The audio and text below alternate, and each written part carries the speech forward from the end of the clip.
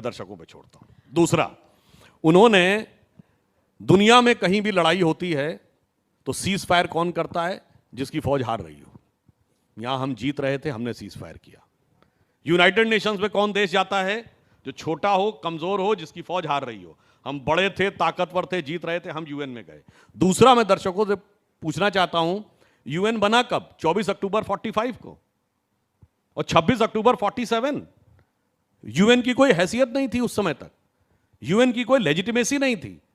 मेरे विरोधी रिसर्च करके बता दें कि कश्मीर से पहले कौन सा मुद्दा यूएन में गया था। और सरदार पटेल के प्राइवेट सेक्रेटरी एवी शंकर, जो आईसीएस थे, उन्होंने अपनी किताब में लिखा है कि 8:15 बजे नेहरू जी का भाषण होना था ऑल इंडिया रेडियो पे। सरदार साहब रिक्वेस्ट करते रहे कि उस भाषण की कॉपी आए, उन पे 7:45 बजे पहुंची। और जब उन्होंने देखा कि उसमें जनमत संग्रह, ये एवी शंकर ने लिखा है, सरदार पटेल के सेक्रेटरी जो आईसीएस थे, उन्होंने लिखा कि जब सरदार साहब ने देखा कि उसमें जनमत संग्रह का उल्लेख है, उन्होंने नेहरू जी को फोन मिलाया। तब तक वो अपना भाषण देने के लिए निकल चुके थे। तो उन्होंने कहा, एवी शंकर ने, उन्होंने मुझे आकाशवाणी के स्टूडियो भेजा कि जाओ और जाकर अगर हो सके तो नेहरू जी को रोको और उनसे कहो कि मैंने ये रिक्वेस्ट की है कि ये वाली लाइन हटा दें। पर एवी शंकर लिखते हैं जब तक वो पहुंचे तब तक उनकी स्पीच शुरू हो गई थी। अब ये मंशा है या नीति है, ये तय करना चाहिए दर्शकों को। लेकिन सुधांशु जी, यही बार बार घूमकर बात यही आ जाती है कि अभी जब सावरकर का मुद्दा उठा तो देवेंद्र फडणवीस ने गांधी जी की भी एक चिट्ठी दिखा दी। अभी नेहरू जी की बात हो रही है, गांधी जी की भी चिट्ठी दिखाई, कहा गया उन्होंने भी देखिए ऐसा कहा था। तो फिर तो हम सबको एक ही लाइन में खड़ा कर रहे हैं, क्या ऐसा है क्या? देखिए, क्या बातें होती हैं कि किसी समय का कुछ स्टैब्लिश प्रोटोकॉल होता था।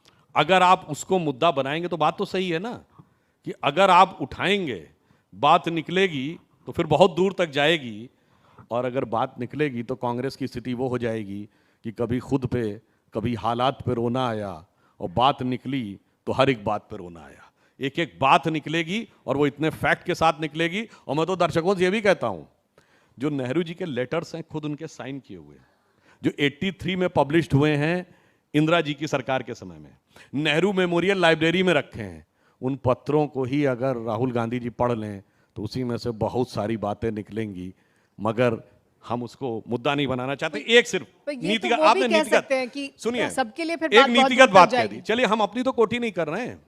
ये अपने नटवर सिंह जी की किताब one life is not enough, उसमें क्या लिखते हैं? नटवर सिंह जी लिख रहे हैं, हम नहीं कोट कर रहे हैं।